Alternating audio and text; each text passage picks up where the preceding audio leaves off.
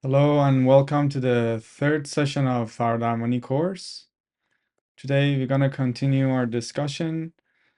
The theoretical material we're going to discuss today is Faraday harmony charts, the reasons behind the relapse of the illnesses, definition of illness in the eyes of interuniversalism, definition of mental illness, psychical illness, and the definition of brain in Faraday harmony, brain's function, mental body and its subcategories, and the introduction to General Halgheh. As per of practical parts, today we don't have any Halghehs, so we will discuss the theoretical parts and how we use Faraday harmony. I hope you have used Faraday harmony either on yourself or others to see the result and experiment with it to gain some personal experience. So before we start, let's start with some reports.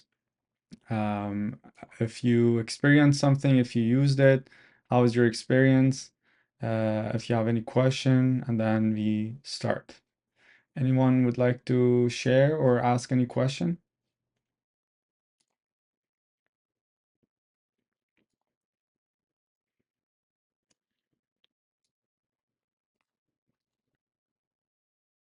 Anyone?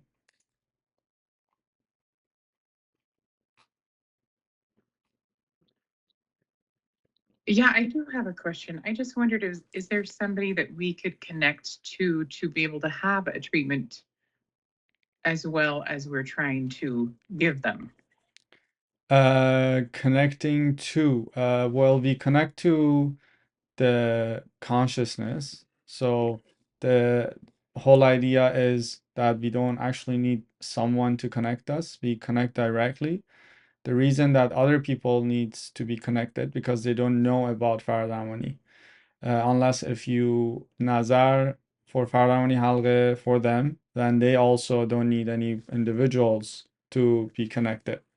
So the individual roles, as we mentioned, is absolutely zero in the process of healing. Does that answer your question? I understand that part. I guess I was just wondering, like, do you have, somebody that we could contact if we wanted to have Fardawami on ourselves? Yeah, you can have Faraday harmony on yourselves, but you don't need anyone for You that know, purpose. just as you taught us. Yes, yes. The whole idea of Faraday harmony is that we directly connect to the T consciousness network.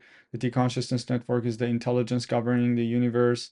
It does everything intelligently and automatically. That basically eradicates the necessity of any individual to be a medium or having to do with the process. Oh, okay. That's helpful. Thank you. Yeah, of course.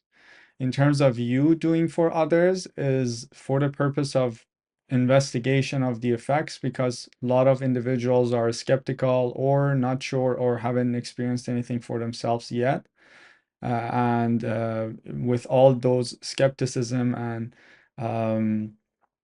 those doubts, they can go and open that Fardamani on someone else and see the result on their self, on the individual, and the other individual's report of improvement or a healing would indicate the existence of T consciousness network, the independent existence of T consciousness network, in a way that the individuals would become aware that, well, me as a Faradaymangar who applies the Faradayamani was doubtful and not sure about it, if it actually exists or if it works or not.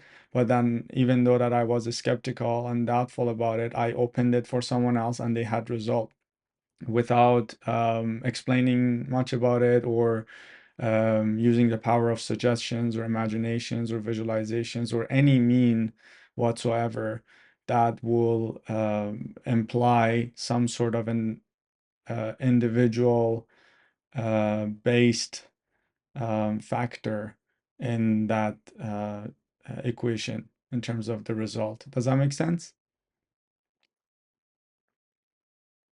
Yes, thank you. Yes, you're very welcome. Anyone have any other question?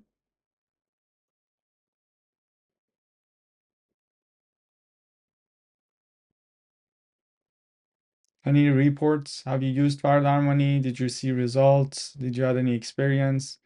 Did you feel any expulsions? Were there things coming up for you using Fire Harmony or since you started doing Fire Harmony? Yes, I can report something. Please. Hi, Ralph. Everybody. Yes, I have the experience on my own. Now, second time in a different way when I started Paradamani quite a while ago, years ago. I had this experience because I was joined for 30 years. And it was in the night when I got the Paradamani Halgheh and the protection shield. In the next morning, my pain was completely out. It was really surprising for me and was, yeah, it was astonishing, amazing. But it came back after a while. So, and it started to be like before, sometimes it's strong, sometimes it's less, but it's more or less a permanent issue, different graduals. And now in the last week, when I intensified again Pranamani, I had some nights where I couldn't sleep, or every 2 hours I was waking up and the pain was really strong.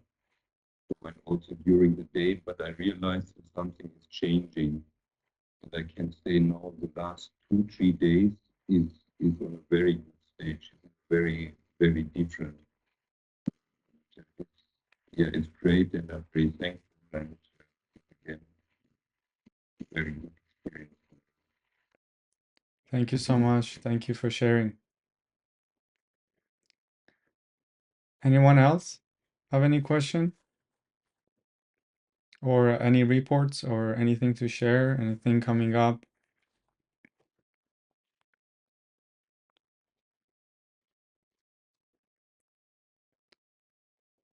Okay. All right. So we're gonna start with this first part of the material, discussing the different charts and different charts associated with the relapse of an illness and the healing process, how it's gonna look like. In Fardamani, noticeable percentage of people see results even with one session of Fardamani, either complete healing or have improvement in their issue. This result have no relationship to the severity of the illness or the duration of the illness, and has no relationship with who does the Farad harmony. Either the individual does it for themselves or the individual does it for someone else.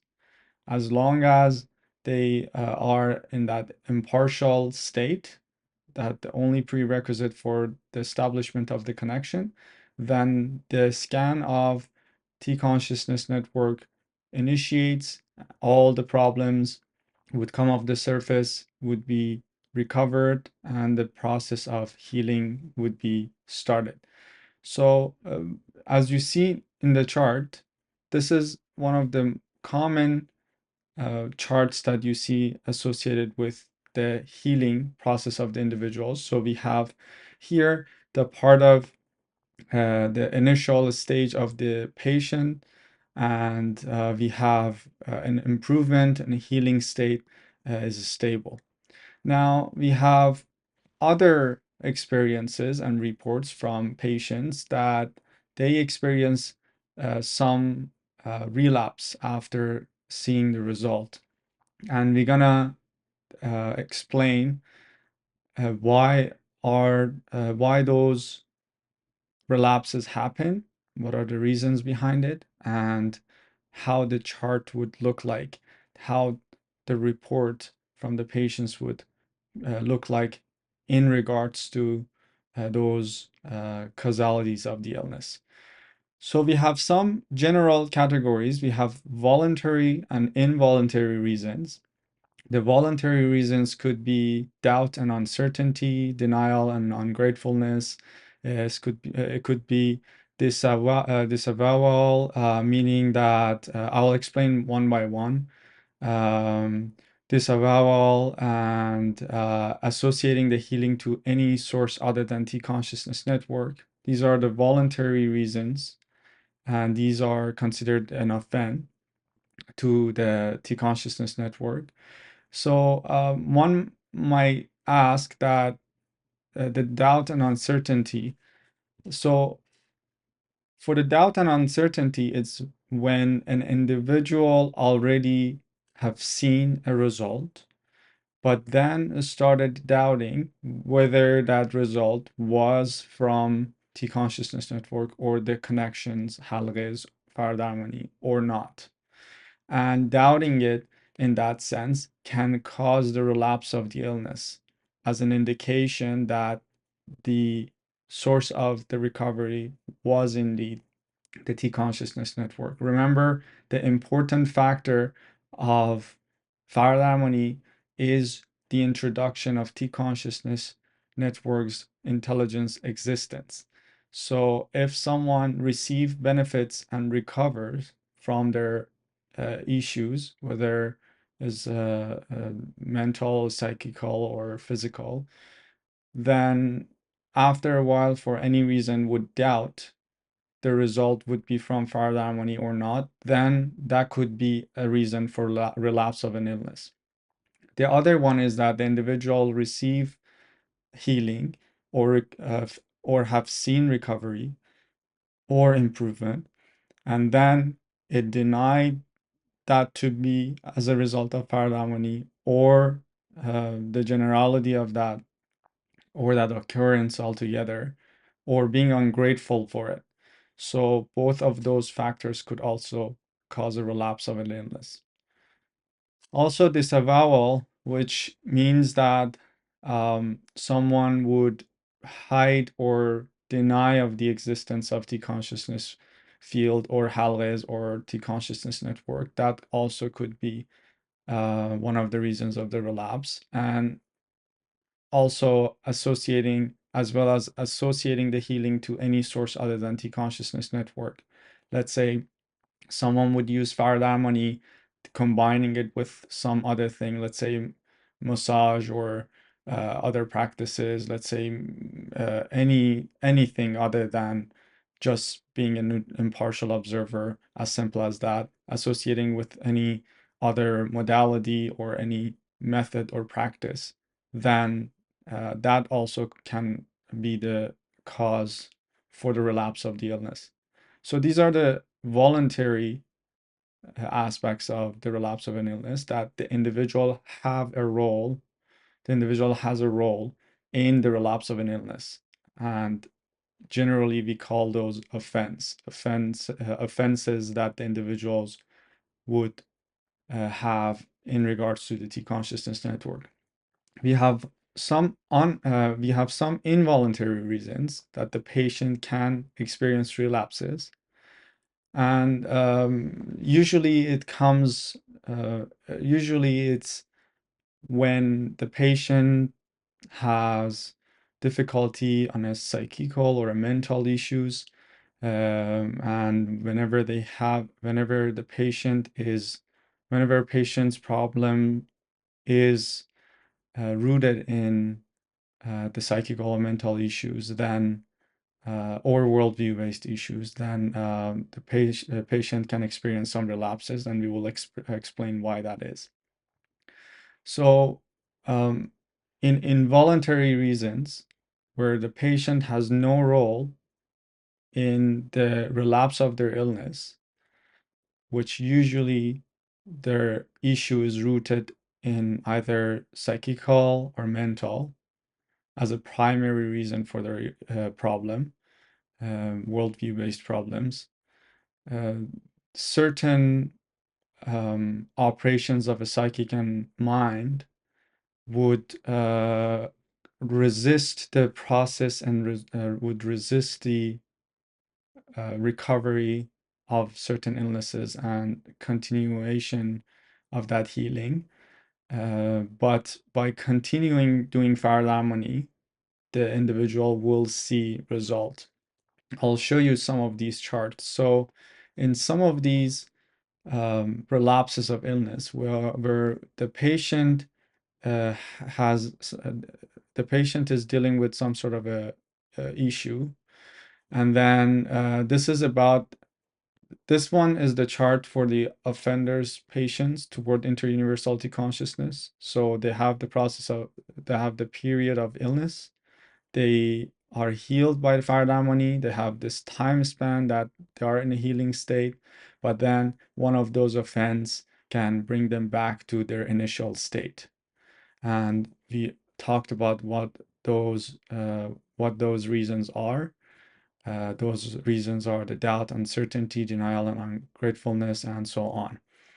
For involuntary reasons, we have two general subcategories, which is some of them are psychosomatic illnesses, some of them are mental issues, and we will discuss the differences. So here we see the chart of psychosomatic illnesses. There are two general charts for psychosomatic illnesses. And psychosomatic illnesses are the illnesses that the root cause of the illness is started from emotional state, an emotional problem, and then it affected on a physical level. It became somatic. So let's say someone heard death news and had a heart stroke. So first, as that shock, the surprise, then that heart stroke can happen. So first it was like an emotional, then became physical, or it could be someone bottling up emotions and develop um, stomach issues or lung issues and so on and so forth. So those type of illnesses. I will get to the categories of different type of illnesses, but right now I'm talking about the generality of the chart and how it looks like in terms of the healing period and the relapse of an illness under Faradamani scan and Faradamani healing process. So we have two general chart where we have the illness issue, and then we have this different time spans that the healing state, and then we have the illness here, and by Faradamani we have healing. We reach the state of healing. Sorry, we reach the state of healing, and we have T1 time span, which is the healing state. And then after we have a relapse of an illness, but the first relapse is the first relapse, the severity of illness is less than prior to the Faradamani. And then if the patient continues Faradamani, it improves again to the healing state in the T2 time span, and it's longer than we might hear a report of a relapse again, but this time also the um, state of illness is improved. The overall well-being of individuals improved comparing to the previous relapses and prior to the Faradamani, and by continuation of Faradamani, we reach to a healing state again, having it for a longer time span. And then if we have relapse, the relapse is much smaller, and so on and so forth, which basically causes the gradual healing of the issue with few relapses, which each relapse, the individual is feeling the illness less severe than before. So that's one of the uh, uh, one of the reports that we can have from the patient going under the Faradarmani healing process. The second one is similar to the first one, with the difference that the first relapse would in the first relapse, the patient would experience um, um, more severe experience with the illness than uh, initial state. So with this chart, everything is same with the first chart, with the differences that the individual will start with this level of the severity of illness. They reach the healing period. They have some time span in the process of healing, in a healing state, and then they have a relapse. But the relapse of the experience of the illness in the first relapse, it feels more severe than prior to the Faradarmani, which it makes individuals scared. They feel like they're getting worse, but they're actually having one relapse, and it's as a result of the resistance of a high court. Now, we will explain what that high court is and why the resistance are there. When we explain the different operations, that why we have the relapse of the illness as a resistance of the high court, what is the high court, and so on and so forth, we understand it better. But here we just examine that we can encounter these scans, and through the scans we can see that the individuals might report these relapses of illness as a result of the resistance of a high court. So in terms of these relapses of the illness, which is related to here, you see that we have court-related illnesses. So psychosomatic illnesses are the illnesses, as I mentioned, that it started with some emotional uh, problem, and then it affected on a physical level. The reason is that we have a part within ourself. We call it prosecutor me. We call it prosecutor self, and this prosecutor self is responsible to have consequences whenever we generate and bottle up a lot of negative potential energy. And whenever we reach past the threshold of generation of negative potential energy, then um, then the persecutor self would take us to the court and then give a verdict of an illness. And that's why we call it court-related illness. Now, what is a negative potential energy?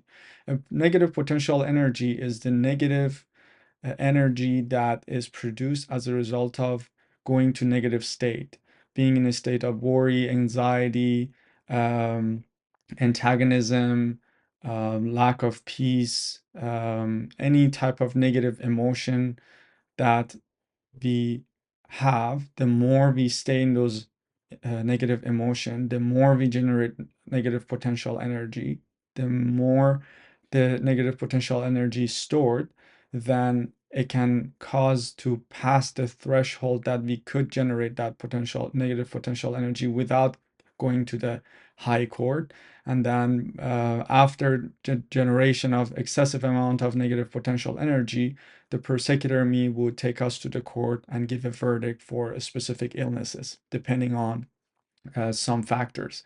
Now, when that's the causality of an illness, um, individuals might experience some relapses of an illness because the High Court is resisting the effect of Faradarmani as a result of the violations of the individuals.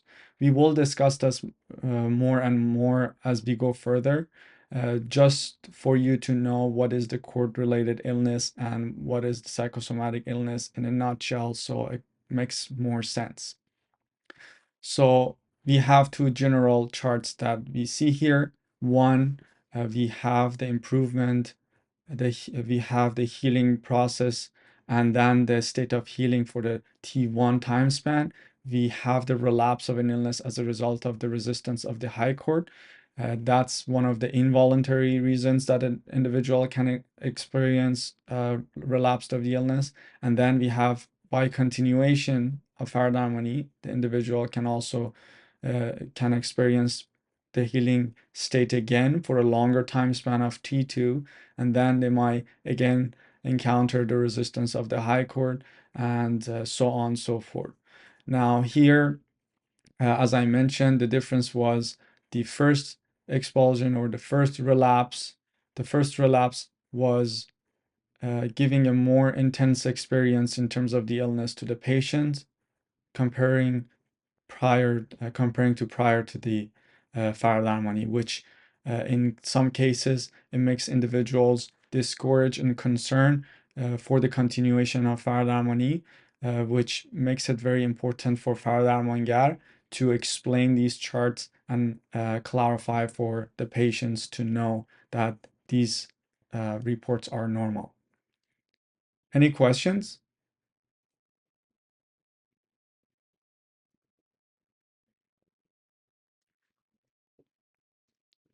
No questions?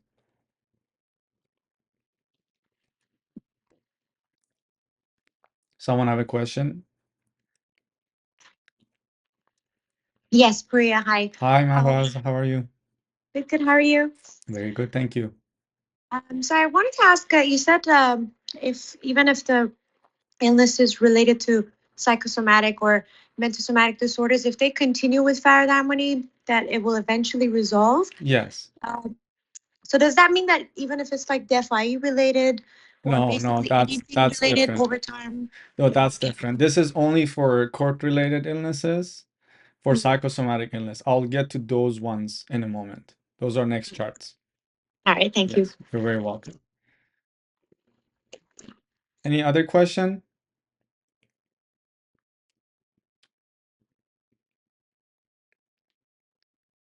Okay. The next chart is related to worldview related problems. And in worldview related problems, where the problem is as a result of an individual's worldview and their associations with that specific circumstances or an occurrence that that happened for them, and their worldview indicates their um, reaction to that specific events. Going back to that death news and the heart stroke is one of the example. If the individual's worldview in regards to death is set in an extreme way, then that news can cause the individuals to have a heart stroke. Then what happens is that with Faradamani, they experience healing process. They experience healing, and then they have the T1 span of time that they are in a healing state. And as you can see in the second chart, these points are the event of the relapse of an illness after a worldview related problem was presented, meaning that this is the points that, let's say, the death news is heard. So every time the individual is hearing death news, even though that they experience healing, uh, even though that they experienced healing through Faradharmony and reached a stable state, they might go back to that state whenever that event happens. So this is where the individuals need to participate in a process of changing their worldview, and um, and the individuals, after becoming aware, so in worldview based illnesses, when the individuals become aware of their issue and their worldview, and they show their willingness to change that worldview, then they will be supported by uh, Interuniversal T consciousness network, and their healing state becomes stabilized. So this is one of the issues that when we recognize that the root of the individual's illness is worldview related, it requires individuals to come to the class and go through the course, become aware of the natural laws, and become aware of their problem with their worldview and be willing to shift it.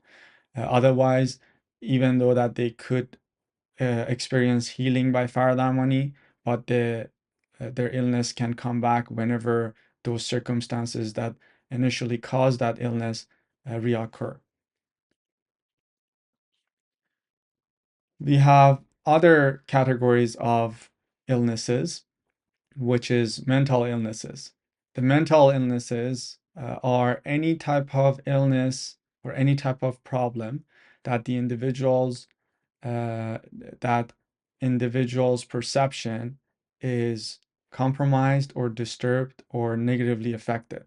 So if the perception of the individuals comparing to other individuals is considered abnormal, for example, schizophrenia, phobia, paranoia, forgetfulness, hyperactivity disorder, caprolalia, which is basically individuals that suddenly say some obscene and inappropriate words arbitrarily out of their own control, and really affect their life. And we have similar issues that they're kind of fall under the mental illnesses category that the science world doesn't really know the reason behind it. We will discuss what are the reason behind it. We categorize those illnesses as mental illnesses. So we see this chart, these two charts that we see here, there are associated with mental illnesses. As you can see, there is A1 and A2, and then we have a B1 and B2 in the next page, that there are different type of circumstances. So in some cases, the patient has multiple illnesses, and when they correspond to each other, they might feel they might have some abnormal reports. I'll get to that chart in a second. So in terms of the chart that you see, in A1, the healing chart of the patients with mental illness, we see that the illness, there is some improvement in their state, and then there's a relapse, and then they improve again, and then there's a relapse. And each of these relapses are with some distance of time. So the first state is shorter time, they're experiencing an improvement in a better state or healing, and then the issue relapses, and then they heal again, and they have a longer period that they're stable, and then they have relapse, which is more improved state than before, and then they have a healing again, and then improve again, and they have it longer, and then they have a relapse, and so on and so forth.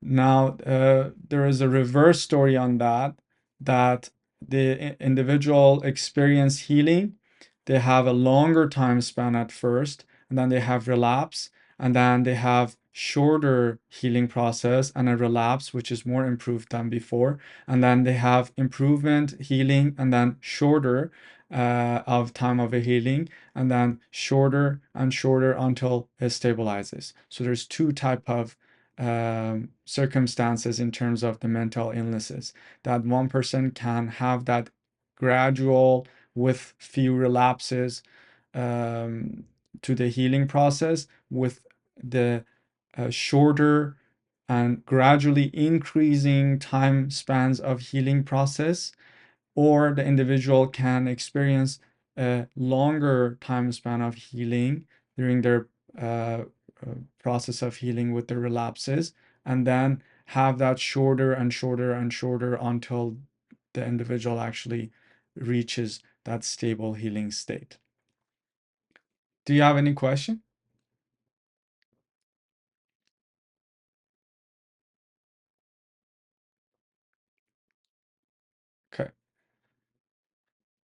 So in mental illnesses, in Erfan Halgheh, we have another Halgheh that helps with this specific illnesses that is called Defai. These illnesses or problems are associated with the presence of non-organic viruses, which we have a separate course to discuss about them.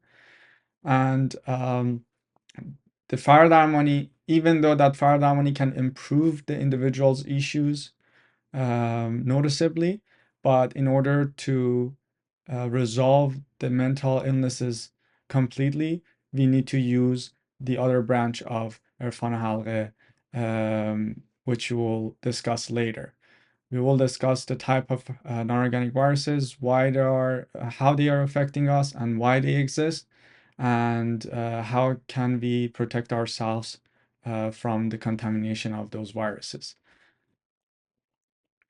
Here in the this channel, we see that there is this peak of the illness when the individuals are experiencing healing, and then you see the gradual line of the illness that shows the improvement, and these illnesses improve, and with these peaks, the individual can have fears again because they might experience some intense symptoms. This is where the role of the Fardamangari is very important.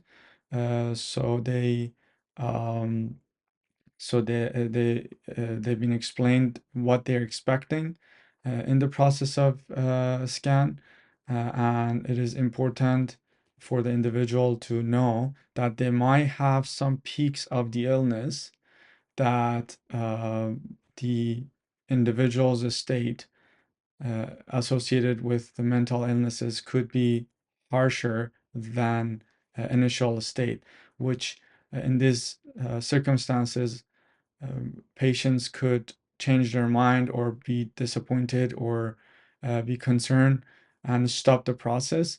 It is important for the individuals to know that it is an essential process for healing to be reached and achieved.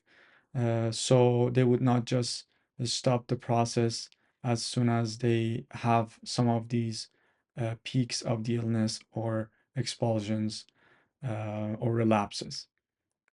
Any question?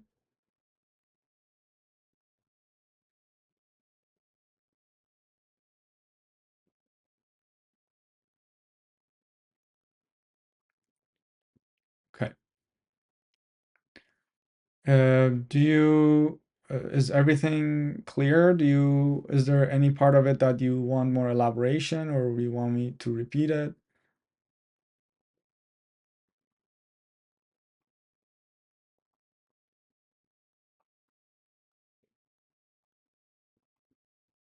Okay. So just to maybe elaborate a little more, in B1 and B2 charts, the dents of the peaks and the valleys of the chart, it shows a more kind of a longer period of healing, and the B2 shows a more like a shorter period of healing, which can be concerning for the individuals. That's why it's important for Farah Mangar to explain these subtleties. Now, in some cases, the individual can have multiple different problems that each would follow their own specific chart. And in their peaks and healing process, the patient report can be very strange. As you can see here in these lines, imagine an individual have psychosomatic illness and a mental somatic illness and a mental illness and some physical illnesses and some psychical illnesses, and each of them are following their own graph, and they have their own peaks and their own expulsions and relapses. The report of an individual can be very strange, and the abnormal report of the patient can be concerning for the patient if uh, he or she is not aware of the necessities of or the causality, the reason behind these reports. So if the patient is aware of these charts, then they would have a better understanding of their abnormal up and down state and why it's important to continue Faradamani and the healing process. Do you have, do you have any question?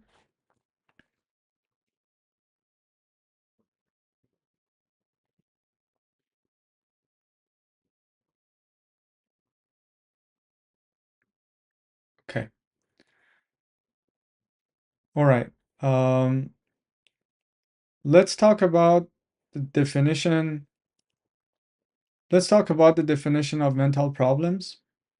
Before that, I'm gonna discuss about the various bodies and the various problems associated with those bodies. So, if you remember in the first course, we talked about various different bodies in the eyes of Erfan Halgheh, which is based on interuniversal perspective. Human body is consisted of infinite constituent layers of existence. Having that complexity, it makes the diagnosis of the individual's issue almost impossible for only relying on our five senses. The interrelation and the interconnection between all these bodies are very important in order for a correct diagnosis. Now, for physical body, if you're familiar with that part, our bones and muscles and nervous system and digestion system and a neurological system and so on and so forth. You have psychical body, which is responsible for our emotions. You have mental body, which is responsible for our perception. And we have astral body, which we'll discuss the functionality of it.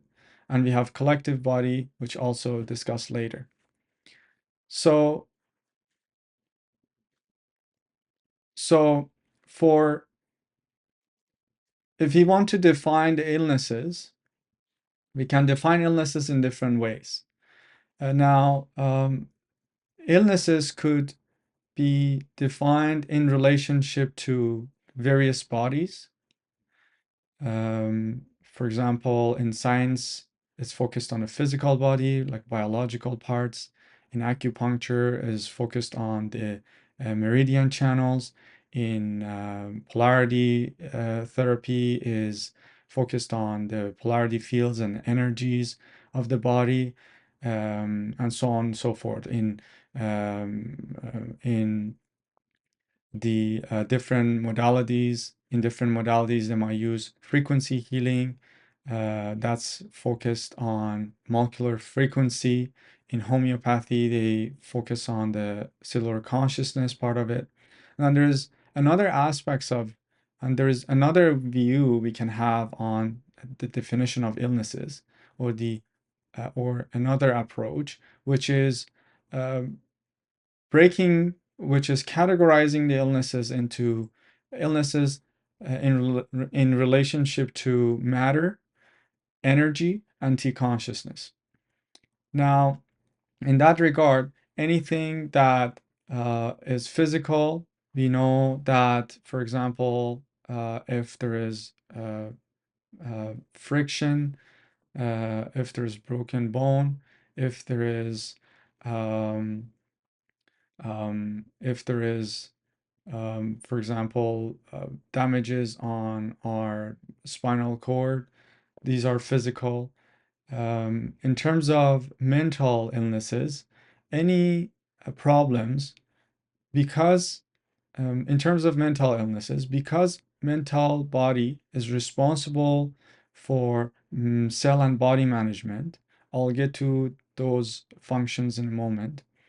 The definition of mental illness would be anything that would disturb the perception of individual.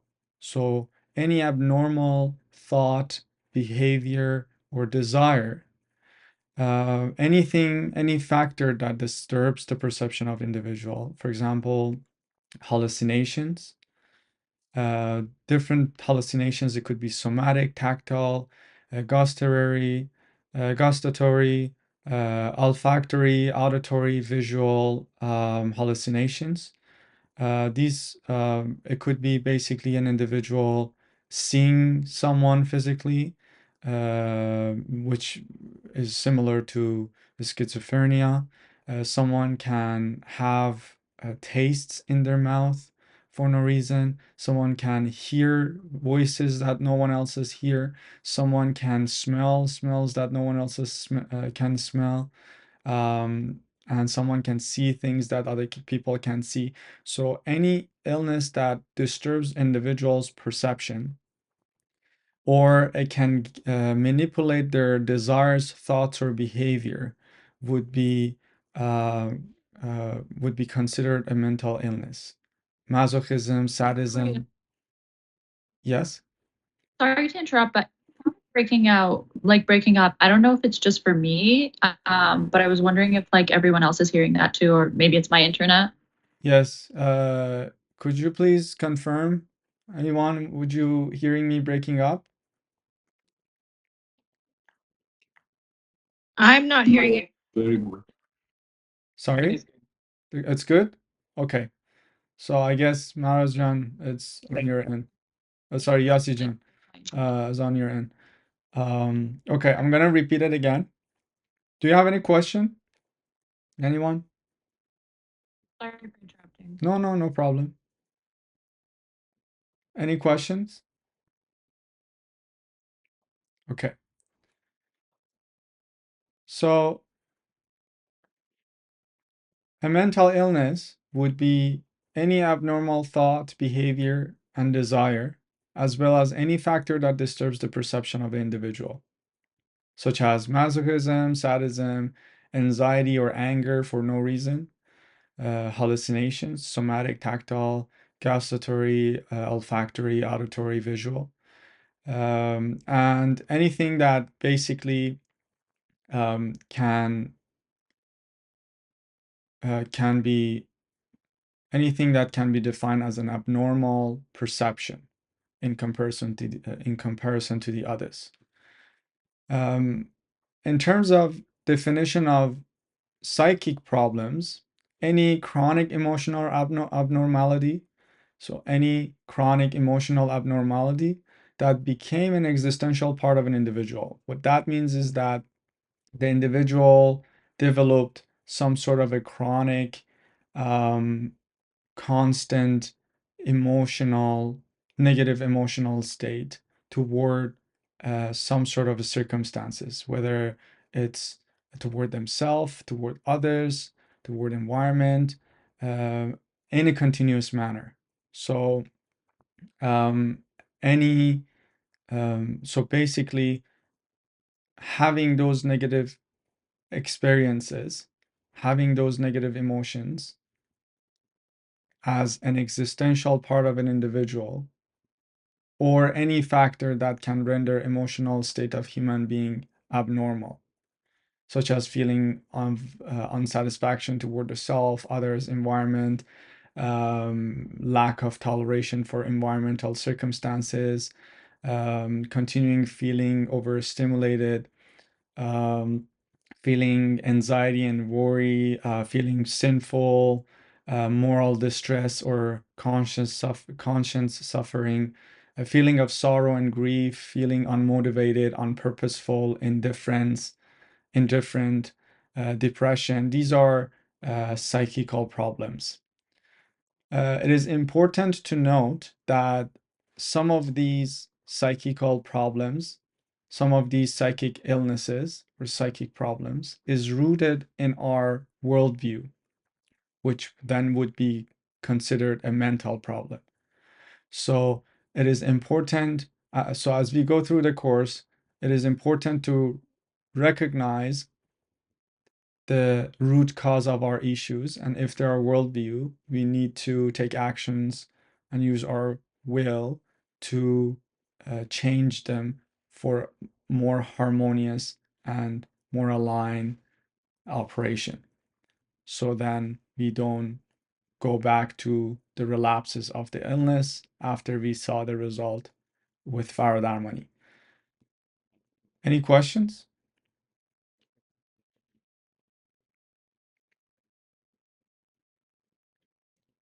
Okay. Let's talk about the different function. Let's talk about the function of brain in Farad Armani. The function of a brain in modern science is the brain in modern science is considered as a supercomputer that has remarkable abilities to control vital bodily functions and processes as well as processing thoughts. So with that view, we encounter few important questions. Before I state those questions, I'm gonna explain what the definition of brain is. Does someone have a question? I heard someone opening the mic. Anyone have any question?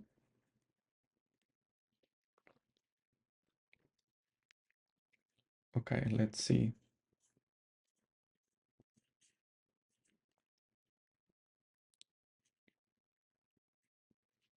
Oh, I think it was just someone had the open mic. Okay, so no questions. All right. Okay, so let's talk about the definition of brain in Farad Armani. The definition of brain in Farad Armani is a collection of antennas that transmit to and receive information from different bodies. So basically, the communication and transmission of information from from environment through our five senses to brain. The brain does that, uh, acts like the antennas that receive the information from five senses that is perceived outside of ourselves and translate it and transmit it to various bodies, our psychical body, our mental body, and so on and so forth. Now, it also receives information and information back from the mental body, psychical body, and then it would translate it to the hormonal reaction that then we have a behavior on a physical level. According to the modern science, the human brain can be like a supercomputer with remarkable abilities of controlling vital bodily functions and processes, as well as process thoughts. But the question raised with in regards to that view is that if the brain is a supercomputer that processes the thoughts, then because for the supercomputer we need an operator, who's the operator? Is the operator part of the brain or independent from the brain? We know the brain is consisted of neurons, and one neuron distributes electrical currents to the brain and act like a conductor. So the collection of the neurons can form a hypothetical electrical circuit in which all the automated system of a body is being controlled. And within this circuit, the electrical conductor, by opening and closing the synapses, causes all the automated physical and mechanical activities within the body. So basically, the neuron are operating as a conductor. So the job of the brain becomes just like that conductor to either open and close those synapses, to either transmit or not transmit certain messages to the bodies and receive to the bodies, and it's only responsible for processing those information. We will discuss more what are those function R's. So in terms of brain's functions in Faraday harmony, there are few subcategories. One is physical activities. So the function of the brain in terms of physical activities, we have internal physical activities, we have external physical activities. Internal would be vital life functions such as regulation of breathing, heartbeat, blood sugar, blood pressure, blood's pH, body temperature, eyes vision, eyelid movements, stomach, colons, etc. The other is discovery and the reaction, such as pain. And for the external activities is motor activities or voluntary movements, such as moving the head, hands, feet, neck, etc. And we have involuntary reactions, for example, our eyelid, and so on and so forth. Now, the other functions of brain in Faraday harmony is the activities in regards to the thoughts, the presentation of step of logic. So any thought activities would be presented on a physical level by the brain. Collection of information, learning and memorization, recalling and extraction of the memory, information arrangement, thinking, information recognition, information comparison, rationale, worldview assessment, the way we interpret of the external events and the universe, information selection and decision making, which is free will, visualization, designing, volition, etc. These are the representation of thought activities on this step of logic by the brain. Another function of the brain is passion-based activities on the step of ishq. The presentation of these emotions that we have internally. So only the presentation of those emotions, not the causality of it. So the brain does not make us happy or make us sad. So what makes us happy and sad is independent from the function of the brain. The brain is responsible for transmitting those information that can then translate it to the appropriate hormones that would translate as a hormonal sadness or depression. But brain itself doesn't decide to make us sad, or does not choose to fall in love, or does not have preferences independent from ourself. So these operations, these functions are the presentations of those emotions, not the emotion itself. So fervor and eagerness, ecstasy and joy, amusement and surprise, sacrifice, devotions, all those things that are aspects of a step of ishq, the brain is translating it to a form of communication for the body, so the body can present a physical behavior associated with these experiences. Do you have any question?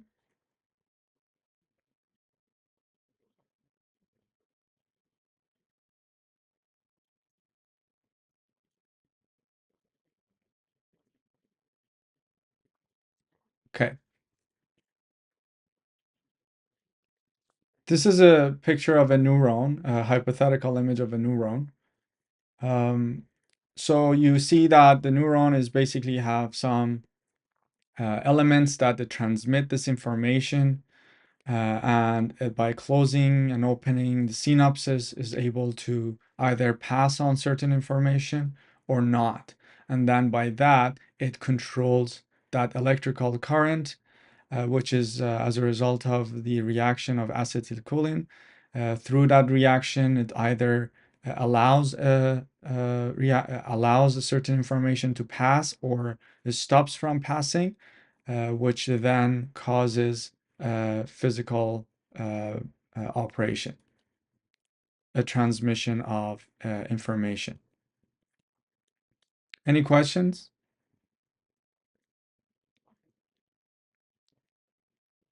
Okay. All right. Before I go to the discussion of mental body and its subcategories, let's do a 15 minutes connection, an اتصال, and then we come back. We're gonna do a فردامنی اتصال. We're gonna become impartial observer and see what we experience as a result of that connection. And we will back and continue our discussion. Thank you.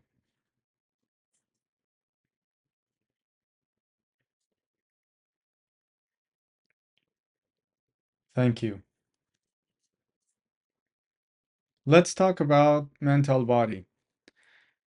One of the constituent layer of our existence.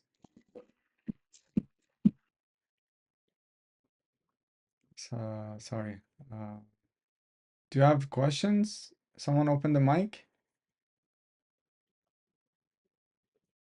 Okay. Let's talk about mental body.